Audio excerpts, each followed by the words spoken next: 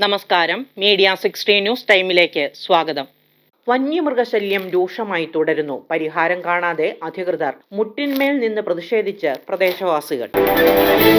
രൂക്ഷമായ വന്യമൃഗശല്യത്തിന് പരിഹാരം കാണണം എന്നാവശ്യപ്പെട്ടുകൊണ്ട് ഗ്രീൻ വിഷൻ കേരള താലൂക്ക് കമ്മിറ്റിയുടെയും വ്യാപാരി വ്യവസായി ഏകോപന സമിതി പുന്നേക്കാട് യൂണിറ്റ് കമ്മിറ്റിയുടെയും ആഭിമുഖ്യത്തിലാണ് മുട്ടിന്മേൽ നിന്ന് പ്രതിഷേധിച്ചത്. വന്യജീവി ആക്രമണങ്ങൾക്കെതിരെ പരാതികൾ പറഞ്ഞുമെടുത്ത ഇവർ ഏതെങ്കിലും രീതിയിൽ അധികാരികളുടെ ശ്രദ്ധ പിടിച്ചു പറ്റുക എന്ന ലക്ഷ്യത്തോടെയാണ് ഇതുപോലൊരു വ്യത്യസ്തമായ പ്രതിഷേധത്തിന് നേതൃത്വം നൽകിയത്. വാർഡ് മെമ്പർ ബിന്ദു പൗലോസ് പ്രതിഷേധ പരിപാടി ഉദ്ഘാടനം ചെയ്തു. നമുക്കറിയാം, സാരി വേലി കെട്ടി നമ്മളെങ്കിൽ പോലും ഇന്ന് നമ്മൾ ഇതുപോലെ ഒരു മുട്ടുകുത്തി നിന്നുകൊണ്ട് നമുക്കറിയാം, നമ്മൾ പള്ളിയിൽ പോകുന്ന ആളുകൾക്കറിയാം, ഒരു 10 മിനിറ്റ് മുട്ടുകുത്തി നിൽക്കുമ്പോൾ ഉണ്ടാകുന്ന വേദനകള്, പലർക്കും മുട്ടുവേദന, അങ്ങനെ ശാരീരിക പ്രശ്നങ്ങളുള്ള ആളുകളാണ് നമ്മുടെ മുമ്പിൽ നിന്നുകൊണ്ട് ഈ ത്യാഗം അനുഭവിക്കുന്നത്. ഇവിടെയുള്ള ഈ വാർഡിലുള്ള എല്ലാവരും ഇതോടൊപ്പം സഹകരിക്കണമെന്ന് ഞാൻ അപേക്ഷിക്കുകയാണ്.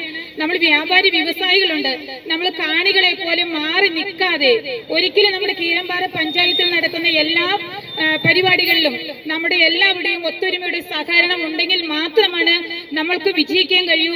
ഇത് കുറച്ച് ആളുകളുടെ പ്രശ്നം മാത്രമല്ല, ഈ വാർഡിലെ മെമ്പർ ആയതുകൊണ്ട് ഞാൻ പറയാണ്, കൂരികുളം ഭാഗത്തേക്ക് മാമച്ചേട്ടൻ ഇപ്പൊ പറയുണ്ടായി, റോഡുകളില്ല. ഈ സന്ധ്യാസമയം കഴിഞ്ഞു കഴിഞ്ഞാൽ അവിടെ ഒരു രോഗാവസ്ഥയിൽ കിടന്ന വ്യക്തിയെ പോലും ഈ ഹോസ്പിറ്റലിൽ എത്തിക്കുന്നതിന് ഒരു ഓട്ടോറിക്ഷകളോ ഒരു വണ്ടിയോ കടന്നു ചെല്ലുകയില്ല. അതുപോലെ തന്നെ ആ പ്രദേശത്ത് കടന്നു പോകുന്ന വഴികളിൽ ലൈറ്റ് ഇല്ലാത്ത അവസ്ഥ. Green vision Kerala taluk president Mathews Niravath അധ്യക്ഷത വഹിച്ചു. ഒരു മനുഷ്യൻ എത്രമാത്രം താഴാമോ അത്രമാത്രം താഴ്ന്നു സർക്കാരിനോടും വനം വകുപ്പിനോടും കേണപേക്ഷിക്കുന്നതിന്റെ ഭാഗമായിട്ട് ഈ പ്രതിഷേധത്തെ കണ്ടാൽ മതിയെന്ന് കീഴമ്പാറ ഗ്രാമപഞ്ചായത്ത് മുൻ പ്രസിഡന്റ് മാമച്ചൻ ജോസഫ് പറഞ്ഞു.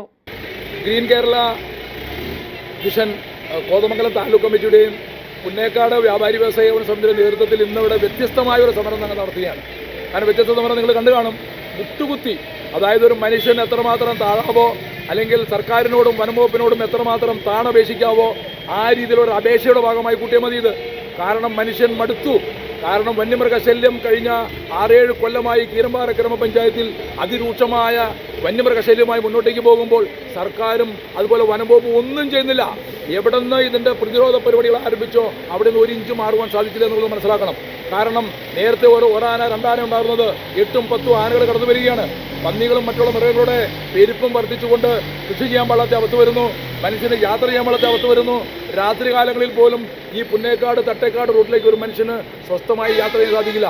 അവൻ മരണം മുന്നിൽ കണ്ടുകൊണ്ടാണ് ജീവൻ പണയം വെച്ചുകൊണ്ട് മുന്നോട്ടേക്ക് പോകുന്നത്. എന്താണ് സർക്കാർ നടപടി സ്വീകരിക്കാത്തത്? ഈ കീഴമ്പാറ ഗ്രാമപഞ്ചായത്തുകൾ മനസ്സിലാക്കണം. ആകപ്പാട് ഇവിടെ 3.78 4 സ്ക്വയർ കിലോമീറ്റർ മാത്രമേ വനമുള്ളൂ.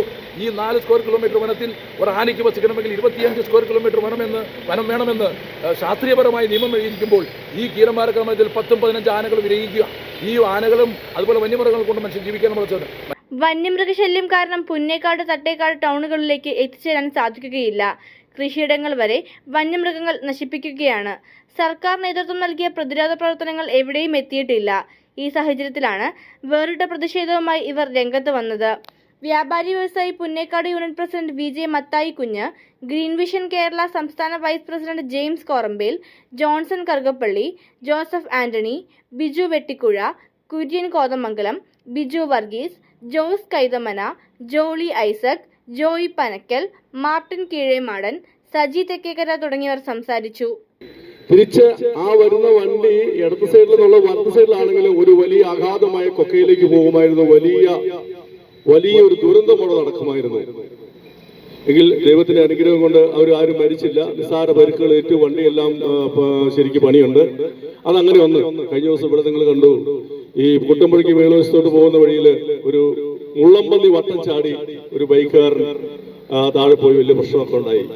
എന്ന് പറഞ്ഞു കഴിഞ്ഞാല് ഹൈറേഞ്ച് മേഖലയിൽ അല്ലെങ്കിൽ വനാതിർത്തിയിൽ താമസിക്കുന്ന ആളുകളെ എങ്ങനെയെങ്കിലും അവിടുന്ന് പറഞ്ഞ് ഒഴിവാക്കി ഇറക്കി വിടാനുള്ള ഒരു തീരുമാനമാണ് ഇപ്പോൾ കാക്കിയിട്ട ഉദ്യോഗസ്ഥന്മാർ കാണിക്കുന്നത്. ഇവിടെ മനുഷ്യന് യാതൊരു വിലയുമില്ല. Media 60 news Kothamangalam.